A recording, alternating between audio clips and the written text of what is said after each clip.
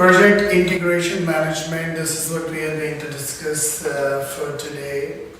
The things to discuss comprises over certain major factors like how to develop a project charter, what is a charter, how it works, what are the contents of this charter, how important this is for the organization and for the project management. And then we'll continue our discussion how to develop the project management plans, short-term plans, long-term plans, format, and what are the standard working into this I'm going to explain today to you.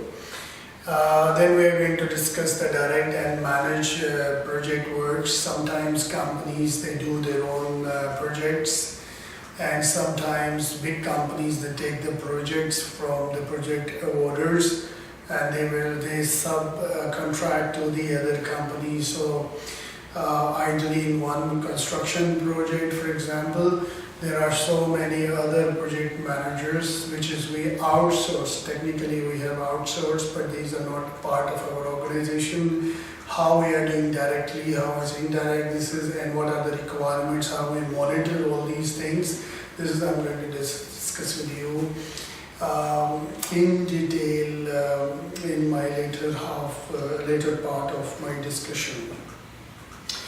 We are going to discuss how to monitor and control the project works, because for making a management, the definition of management is consists of that it's a process of planning, organizing, designing, controlling, evaluating, getting feedbacks, re-evaluations. So these things are the core components of the project management.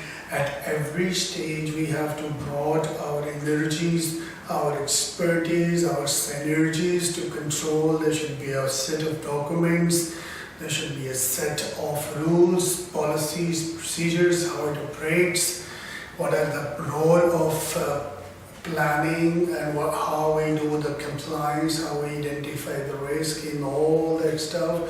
This will enable us to understand the project management in general. Now, how to close a project, again it's very technical, and how to move to the next step is of course very complicated in the big projects, especially when you are making new man-made island like Palm Jumeirah, and you have to fill the sea for a certain period of time. You don't know the output, and but you're very excited about the projects. Top management is taking care of everything. You have all the enough resources and energies. So when it comes to the first stage where the pouring will be done and the land will come out of the water, this will be the first stage ending. So how to move to the next stage, these all things we have to take care in each other discussions. Now a lot of other things we will include into. We'll start our discussion with the key factor which is required. Of course, first of all, what is the scope of the project? This should be very clear to us, and how much is the time? We should have a time schedule for daily, weekly, starting from the project pre-planning stage, plan stage, then execution stage, approvals, feedbacks, implementations. We should know the time frameworks, because it is going to put a strong control when you are very effective in your plannings. Now in terms of cost is a very important factor, because each stage has its cost, and when it reaches to completion stage, we calculate the cost of completion through different methods which we'll discuss in the financial part of the project management.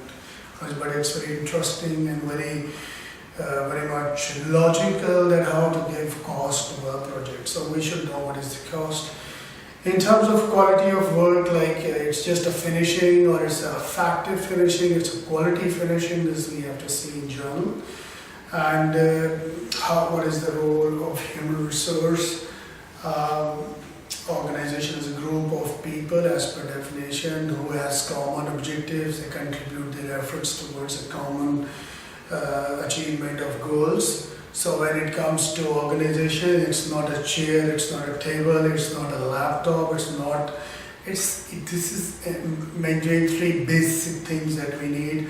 The best thing in a project is the mind. So you should have high quality project managers, you should have high quality team, you should have high quality resource, you should have high quality IT personals, finance guy, the big analyst, and the good recorders of accounting, thinking about project execution, development, and they're always concerned about better deliverance, effective deliverance, how to bring efficiency. This only can be achieved that if you have an effective human resource management.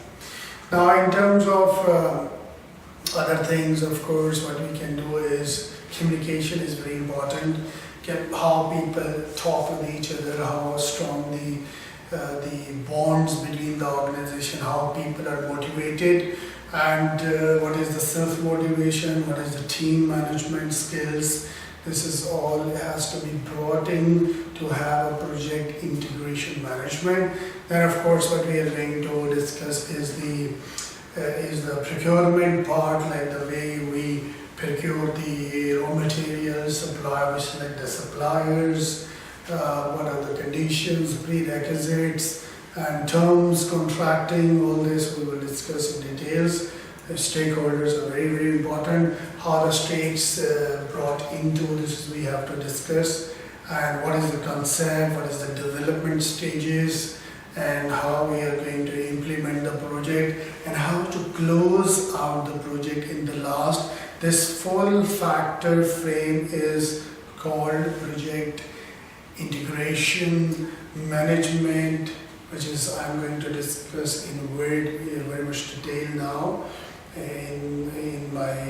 with the examples of some real projects that has been started, executed, and how it come out as the final project. This is what we are going to discuss now.